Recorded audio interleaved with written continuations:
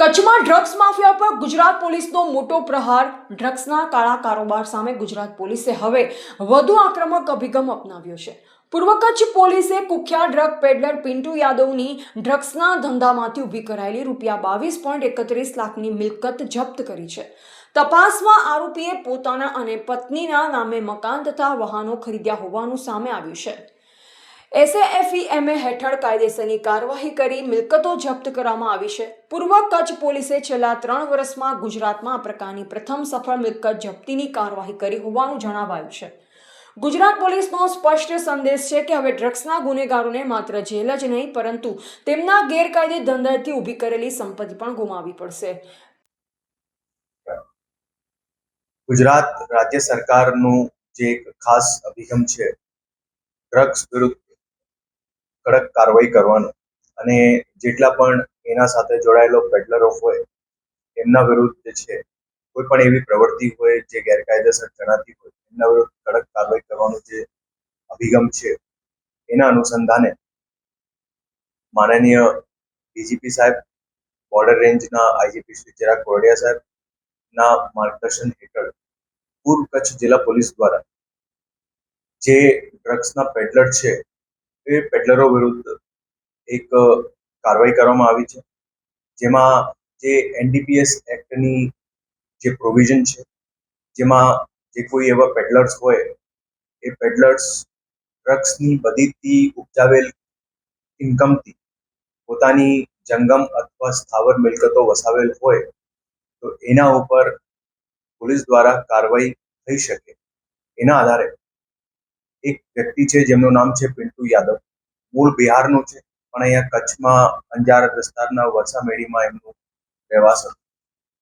એમના વિરુદ્ધ ટોટલ 4 NDPSના ગુના દાખલ થયેલા છે, જેમાં સર્વપ્રથમ 2019માં છે અને એના પછી 2025માં 140 કિલો ગાંજાનું કેસ છે, જેના હેઠળ ઓલરેડી આ વ્યક્તિ અત્યારે ગળપાદર જેલમાં છે. જે NDPS એક્ટની પ્રોવિઝન છે એમાં 68I, સેક્શન 68I અને સેક્શન 68U હેઠળ આ આરોપીની જે ડ્રગ્સના બદીથી મિલકતો વસાવેલ હોય, એમના પૈસાથી ઉપજાવેલ મિલકતો વસાવેલ હોય એના હેઠળ એમની મિલકતો જપ્ત કરવામાં આવી છે. આમાં જે કાયદા પ્રમાણે જે પ્રપોઝલ કરવાનું થતું હોય એ પ્રપોઝલ જિલ્લા પોલીસની SOGની ટીમ દ્વારા તત્કાલીન SOG PI DD ઝાલા, અત્યારે SOG PI બોરીસાગર દ્વારા જે છે એ આખી એક મોનિટરિંગ કરવામાં આવેલી હતી અને આ પ્રપોઝલ જે છે જે ગુજરાત રાજ્ય દ્વારા જે ગુજરાત રાજ્યની એક નોડલ જે એમાં નિભાવેલી હોય આ NDPS એક્ટ હેઠળ એ ઓથોરિટી છે જેનું નામ છે સાફેમા, સ્મગલર્સ એન્ડ ફોરેન એક્સચેન્જ મેનિપ્યુલેટર્સ જે એક્ટ હેઠળ જે ઓથોરિટી છે જેનું હેડક્વાર્ટર મુંબઈ છે. આ સાફેમા દ્વારા આ વ્યક્તિનું જે પ્રોપર્ટી છે જેમાં એક ઇમૂવેબલ પ્રોપર્ટી છે, જેમાં એનું એક ઘર છે જે વરસામેડીમાં છે, બીજી 3 જંગમ મિલકતો છે જેમાં એક કાર છે રેનોલ્ટ અને બીજા 2 ટુ વ્હીલર્સ. એ બધી 4 મિલકતો જે છે આ પિન્ટુ યાદવ દ્વારા વસાવેલ આવેલી છે, જે એમના ડ્રગ્સના વ્યાપારથી ઉપજાવેલ મિલકતો, ઉપજાવેલ પૈસા હોય એનાથી આ મિલકતો ખરીદ કરવાનો પ્રસ્તાવિત થયો હતો અને આ પ્રપોઝલના આધારે સાફેમા ઓથોરિટી દ્વારા આમનું પ્રોપર્ટીનું ફોરફીચરનું ઓર્ડર કરવામાં આવ્યું છે, જેના આધારે આગળની કાર્યવાહી જિલ્લા પોલીસ દ્વારા કરવામાં આવેલી છે. જે ગુજરાત સરકારનું જે ધ્યેય છે એના અનુરૂપ જે NDPS એક્ટ હેઠળ કાર્યવાહી આ આરોપી વિરુદ્ધ કરવામાં આવી છે.